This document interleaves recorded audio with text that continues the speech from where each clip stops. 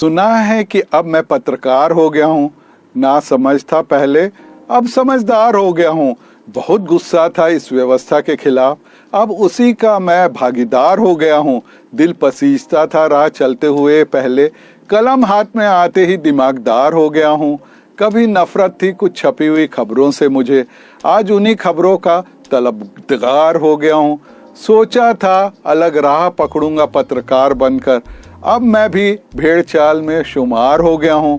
मुझे दिख रही है देश की तरक्की सारी, क्योंकि अब मैं नेताओं का यार हो गया हूँ। इंकलाब वंदे मातरम कई नारे आते हैं मुझे, पर क्या करूं, विज्ञापनों के कारण लाचार हो गया हूं। ढूंढता था पहले देश की बेहाली के जिम्मेदारों को, समझ गया हूं सब कुछ, अब मैं समझदार हो गया हूं। नमस्कार साथियों, मेरे व्यंग गुस्ताखी माफ के नाम से प्रकाशित होते हैं।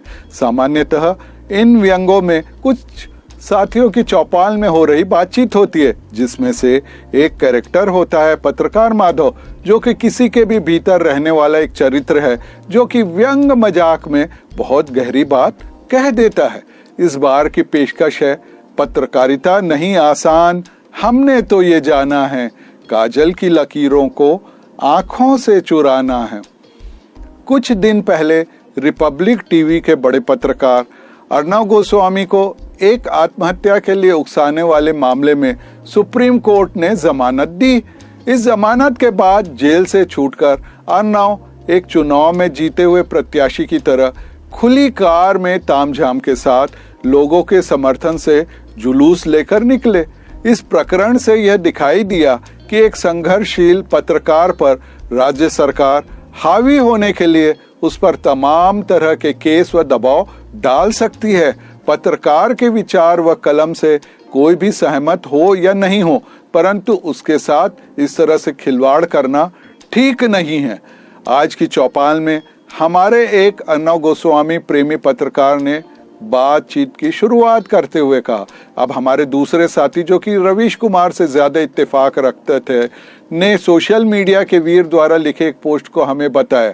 रवीश कुमार को रेमन मैग्सायसाय अवार्ड मिलने पर किसी ने ट्वीट किया कि बड़ी विडंबना है कि मैग्सायसाय पुरस्कार आजकल किसी भी अरे गहरे को दे दिया जाता है।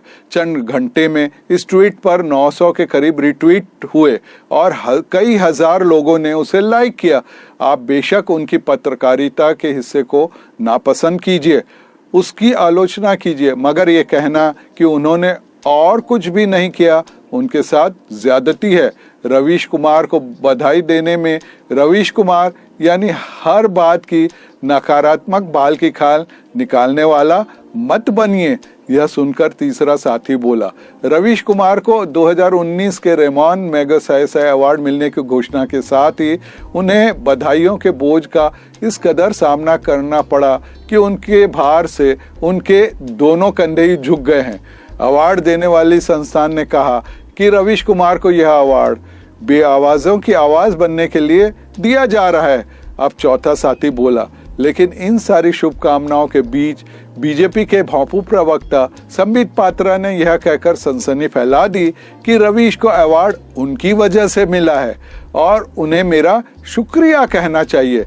देखिए, सीधी सी बात है, अवार्ड देने वाली संस्था ने साफ साफ कहा है कि रवीश को यह अवार्ड उन लोगों के मुद्दे उठाने के लिए दिया जा रहा है जिनके मुद्दे अक्सर नहीं उठाए जाते।